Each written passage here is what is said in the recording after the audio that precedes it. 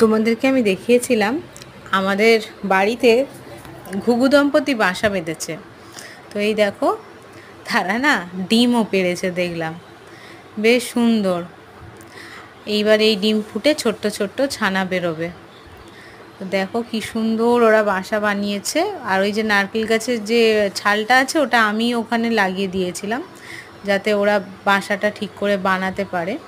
আর প্রচণ্ড গরম পড়েছে, তো আমি নিচে একটা বাটি করে কিছুটা পরিমাণ জল রেখে দিয়েছি, আর একটা বাটি করে মুড়ি, চানাচুর, বিস্কিট যখন যেটা পারি দিই। ওই মা কিন্তু বসে বসে ওখানে ছানাতে মানে ডিমেতে তা দেয়, আর মাঝে মাঝে নিচে নেমে খাবারগুলো খেয়েও যায়। আমার বেশ ভালো লাগছে এখন এদেরকে দেখতে। আমার তো এমনি পোষ্য বলতে বিড়াল, কুকুর আর খরগোশ তো আছেই। তো এই ঘুঘু পাখিটা আমার পোষ্য আমি মনে করি, নইলে আমি যে নারকেল গাছের যে ছালটা তুলে দিয়েছি ওতেই বা বাসা ওরা বাঁধবে কেন? যাক, ওরা আমায় ভালোবাসে জেনে খুশি হলাম।